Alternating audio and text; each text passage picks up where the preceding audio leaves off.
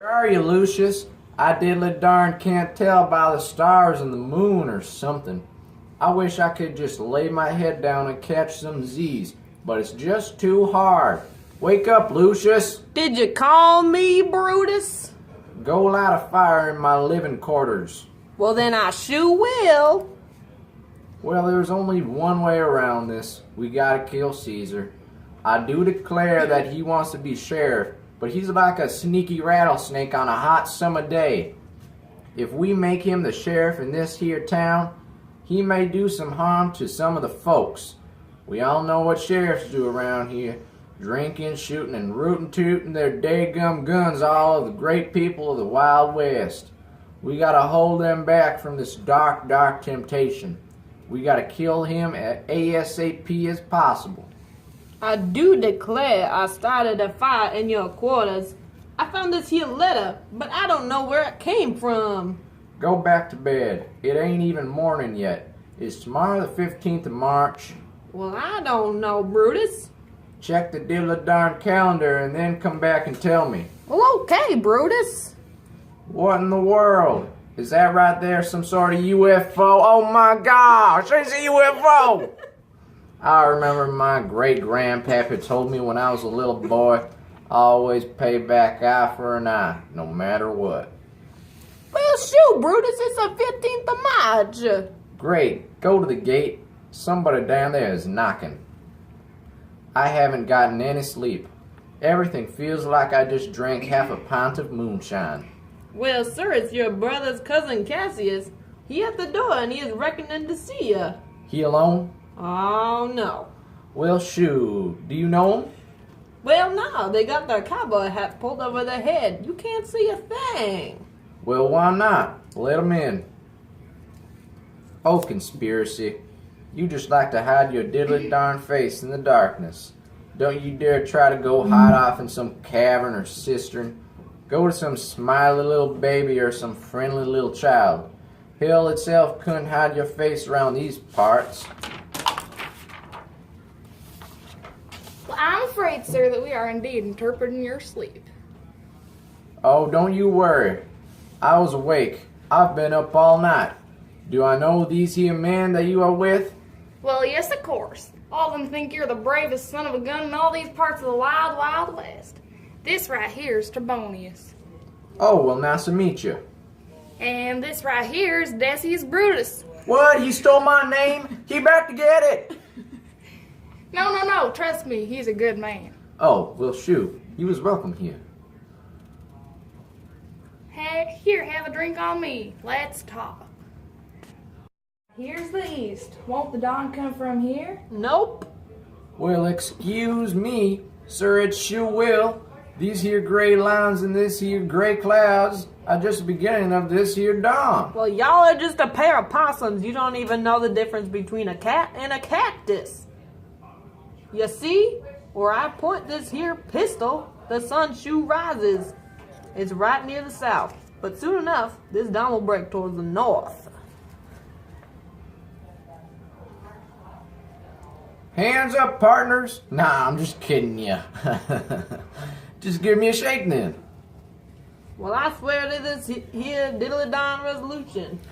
I disagree there, partner. If the poison in a rattlesnake, the dull spur on my boot, and then the last drop of my ginger ale ain't enough to motivate us, let's just quit and take a nap while we can.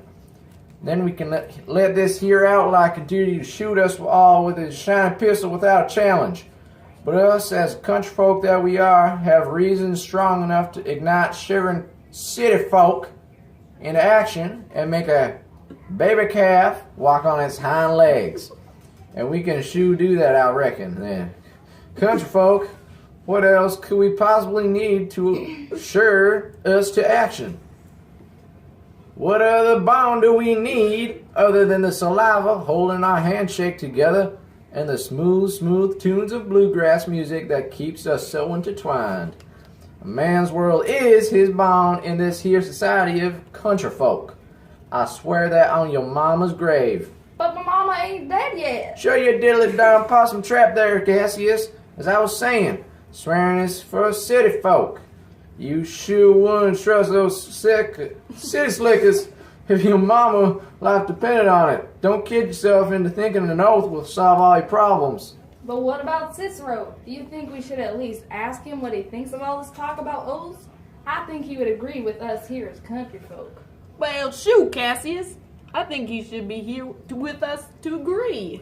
Heck, why isn't he here now standing by my pocket pistol at this darn second? Yeah, doggy, what a great idea. His wise presence will make others want to hop on our wagon. They'll assume Cicero knows what he's doing. I swear that man could see a bullet flying at him from a mile away with a blindfold on. Now hold up just a diddly darn second. Don't even speak of that tumbleweed. I don't think we should inform him of our plan. He'll just want to wander into the sunset instead of listening to anything that us country folk have started. We'll have to just leave him out then, huh, boys? He certainly doesn't fit the part, I guess. Now hold your horses. We're just gonna go after Caesar? Is there anybody else we need to go after? Well, Decius, you wise old fart, I think that it's a wise decision to get rid of that city slicker Antony. That will just make us city slickers with blood on our hands. Would you kill a baby calf along with its mother? I sure wouldn't. That calf is helpless without its mama. But I'll be shivered in my chaps knowing he's still alive because that folk is loyal to his sheriff Caesar. Cassius, are you dumber than a barbed wire fence? Forget him. He'll be as helpless and hurt as the bug I found in my boot none other than 2 hours ago. I'm not entirely sure he even grieved for him. I wouldn't be surprised if I see him not a week later, shooting holes through these cactus just for sport. He ain't more harmful than a ladybug.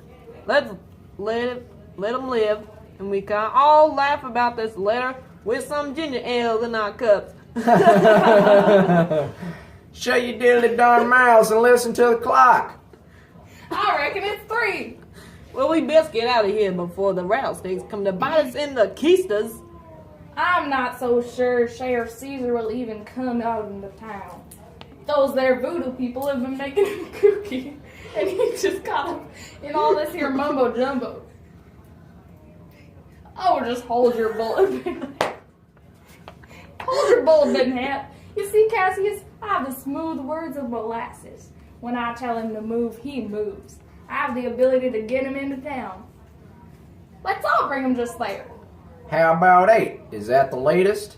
My only concern is coming home to my wife.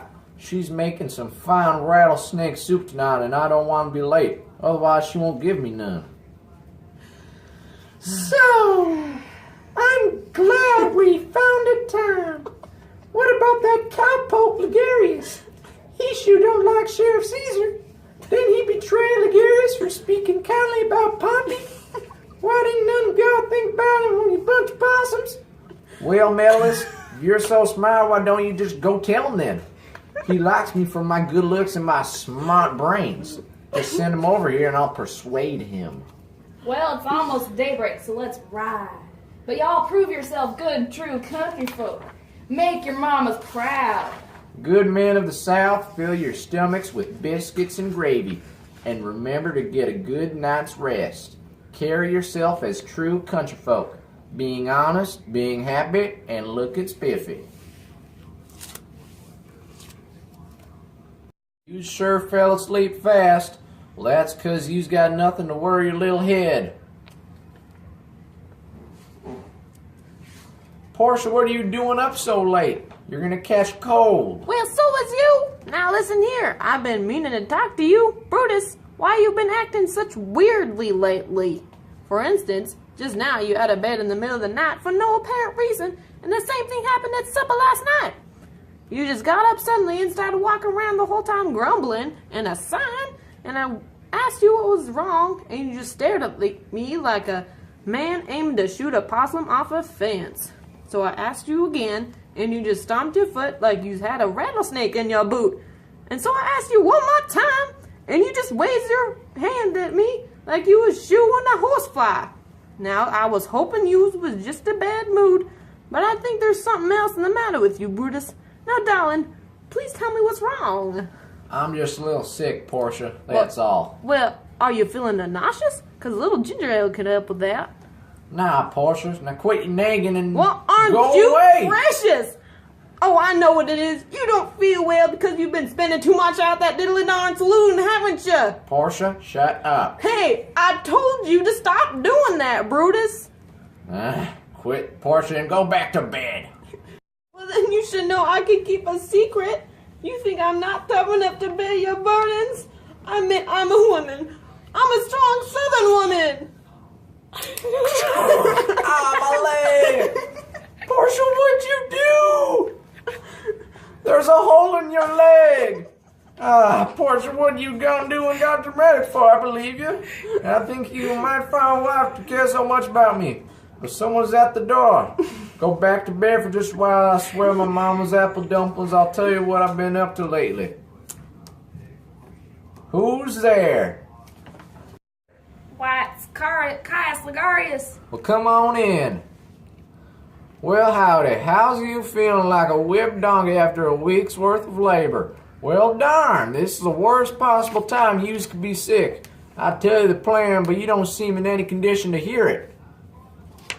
Well, I am feeling a little under the weather, but I assure you I can make it through this week as long as I'm by your side, rootin' tootin' just as like we were brothers.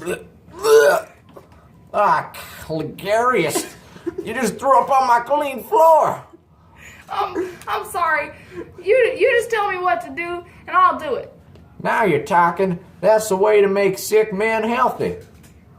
Well, it seems to me we's doing the opposite. Well, that's true. Caesar is in good health, but we's best do away with him. The end. Yeah, Yeah, doggy.